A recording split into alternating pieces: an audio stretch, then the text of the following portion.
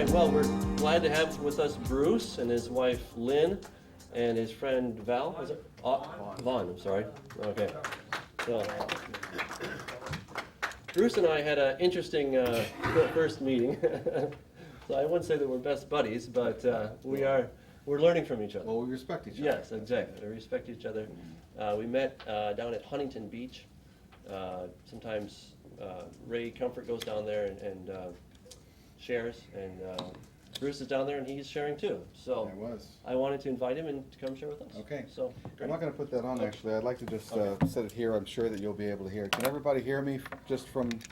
Okay, And we will have just a little bit of translation in the back. So. Oh, you will? Okay, Yeah, that's just- fine. That's fine. Oh, this is going to be fun. Great. I don't need to ask how many people here are Christians because I think everybody here is a Christian. It's like that side of the room is Christian and this side of the room is not Christian. Is that right? I'd like to talk a little bit about tonight about exchanging ideas. So, of course, you're going to have to be open-minded. You know I'm already an atheist, so I've been an atheist most of my life. I'll tell you how I got there. You're welcome to use it to minister or to spread the word of your own, because I am not here to change anyone's minds. I am not going to change anybody's minds. It'll be about 25 minutes, so it's a little bit less than Doug started. I might go off script here, but this is my first invited speaking engagement. First one. So I'm a real novice at this. I really don't know what I'm doing, but I'm going to give it a whirl. And I think I have a lot of good points. I need for you to just be open-minded, take my points in stride, and then we'll have a question and answer period afterward. You'll be able to ask all the questions. I'm sure there's going to be just as many questions that you're going to ask as the ones I have here in my script here.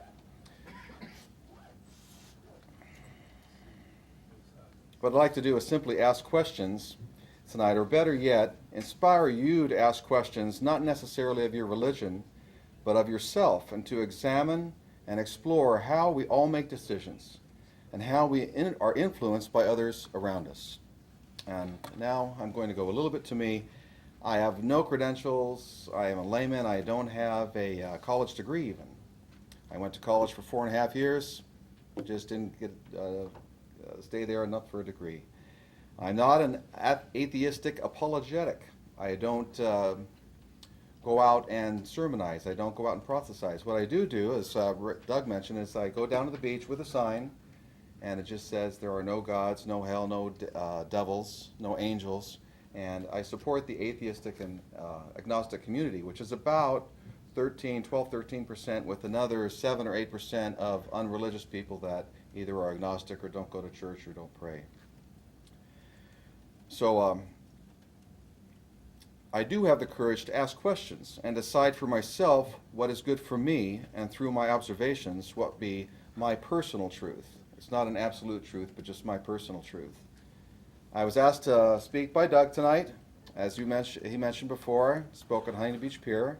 He impressed me with his knowledge and his confidence. You better be smiling, Doug. He brought up some very good arguments against evolution, which I did not answer very well because I am not in that field, nor versed in the study of biology or paleontology.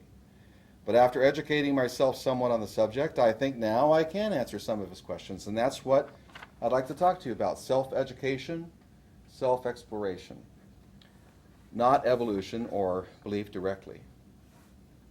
Why? Not only will the question, why am I atheist, be answered by talking about self-education, but many more questions might be heard by you, Christians who believe in a supernatural being that may or may not exist. And I pretty much know what you believe. So I'm going to continue here. A friend once asked me if atheists have a happier life than people of religion. How many people here that think that people of religion have a happier life than atheists? Any hands? You believe? Anybody else believe? I don't think religious people is very happy. Oh, well, I'm going to have to talk to you about that. Yes, Okay. absolutely. I really couldn't answer the question either, and I still can't now, because I think happiness and feelings of accomplishment could be is a measurement of being happy or what is better. Also, I think that discovering the world around you to find your personal definition of your personal truth could lead to your happiness.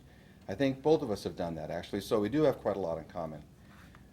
I guess the closest thing to happiness would be how comfortable you are in your world after you're exploring it, and what makes the best sense to you on how to live your life. And what I mean by exploration is not just come to Bible study.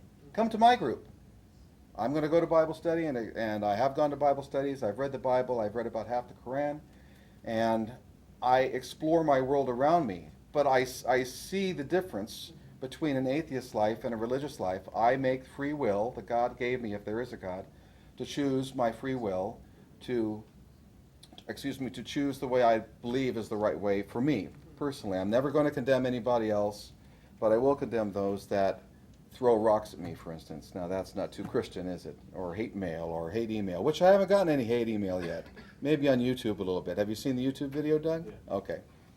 And I kind of delete those before they get out. Before we go further, let me lead you through the path, my path to atheism. I was raised a Protestant, had no hardships as a child, beyond the normal insecurities of a young teenager. I had friends, but I was not in the popular crowd. I had doubts as a teenager about what I was being told about God. Sometimes I wondered if there was a God. Was he watching me from the great unknown, knowing that I was thinking that he didn't exist? Somehow, all the Bible studies and readings of the Bible just didn't make any sense to me at the time. Some people were talking that the Bible was literal. I couldn't get into that. Now, how many people here think the Bible actually is literal, that Joel went into a whale and all the things happen in the Bible literally? Adam and Eve? They better. Adam and Eve, okay. Well, you must be young earth creationists. Are all of these young earth creationists? That's okay.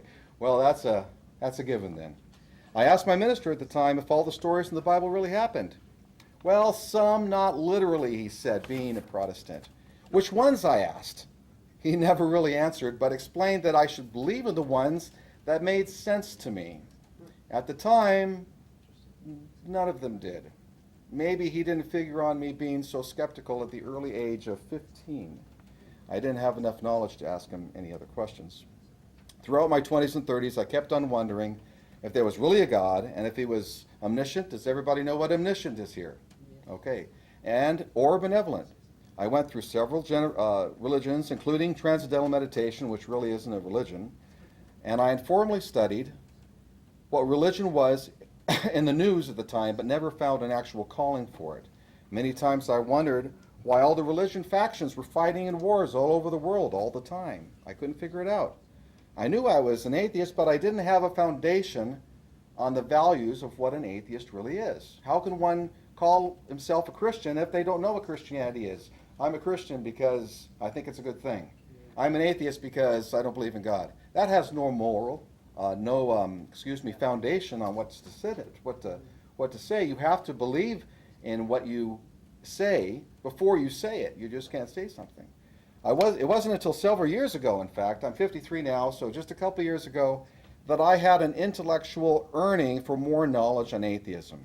I started studying the Bible and was surprised by the atrocities and lack of morals it had, which we'll talk more, in Leviticus and Deuteronomy, and that one always gets me, so excuse me if I mispronounce it. I started studying free-thinking publications and skeptics magazines. These publications made a lot of sense to me. Through further study, I felt that I had found what I was looking for. I felt very comfortable that I had found my personal truth, what made sense to me, and in my opinion, it is very likely that most gods do not exist and that we're on our own.